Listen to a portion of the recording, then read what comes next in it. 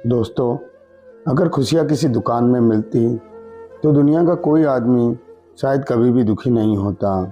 दरअसल खुशी को हम इधर उधर खोजते रहते हैं, पर असल में वो हमारे भीतर ही होती है और जो इंसान इसे समझ लेता है वो हमेशा खुश रहता है। ये कहानी रमेश नामक युवक की है। रमेश एक चादर बनाने वाली फैक्ट्री में काम करता था। वो फैक्ट्री के गोदाम का इंचार्ज था। गोदाम में कितनी चादरें आती है और कितनी चादरें सप्लाई के लिए जाती है, वो उनका हिसाब किताब रखता था। रमेश चाहता तो गोदाम और सप्लाई होने वाले माल में थोड़ा सा हेर फेर करके अच्छे खासे पैसे बना सकता था, लेकिन यह उसके स्वभाव के विपरीत था। वो अपना काम बेहद ईमानदारी और लगन से करता था। फैक्ट्री का मालिक रमेश के काम से संतुष्ट रहता था। रमेश भी फैक्ट्री से मिलने वाली तनख्वाह से प्रसन्न था, क्योंकि उस पैसे से उसका गुजारा आराम से हो जाता था। बस ऐसे ही दिन गुजर रहे थे। एक दिन रमेश अपने काम पर नहीं आया। उसके न जाने से फैक्ट्री के काम में रुकावट उत्पन्न हो गई।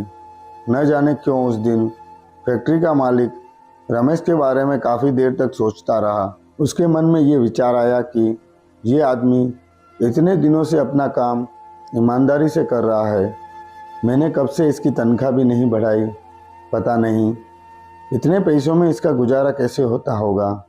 फैक्ट्री के मालिक ने सोचा कि अगर इस आदमी की तनख्वाह बढ़ा दी जाए तो ये और मेहनत व लगन से काम करेगा। फैक्ट्री का मालिक बेहद संवेदनशील इंसान था। उसने रमेश की तनख्वाह बढ़ा दी। रमेश को जब महीने के आखिर में बढ़े हुए पैसे मिले तो वो हैरान रह गया, लेकिन वो कुछ बोला नहीं। उसने चुपचाप पैसे रख लिए। इस बारे में न तो रमेश ने फैक्ट्री के मालिक से कुछ कहा और न ही फैक्ट्री मालिक ने उससे इस बारे में कोई बात की। धीरे धीरे बात आई गई हो गई। ऐसे ही 3 महीने गुजर गए।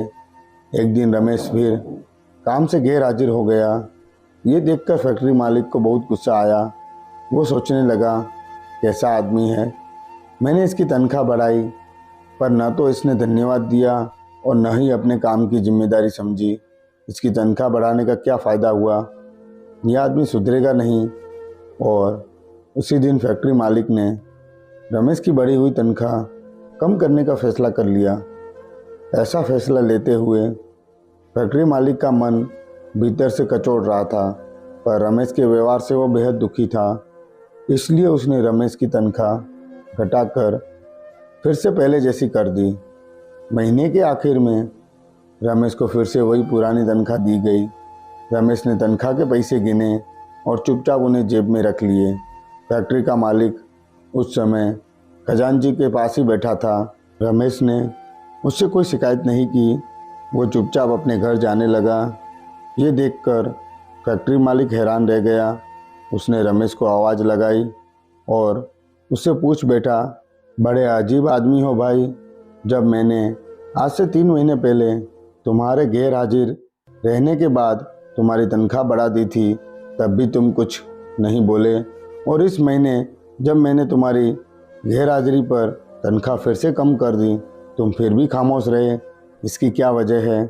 रमेश फैक्ट्री मालिक के पास आया और बोला, सेठ जी, जब मैं आज से 3 महीने पहले गैर हाजिर हुआ था तो मेरे घर में पुत्र का जन्म हुआ था। उस वक्त जब मेरी तनख्वाह बढ़ी थी तो मैंने सोचा कि ईश्वर ने उस बच्चे के पोषण का हिस्सा भेजा है, इसलिए मैं ज़्यादा खुश नहीं हुआ। इस महीने जब मैं दोबारा गैर हाजिर हुआ, उस दिन मेरी माताजी का निधन हो गया था।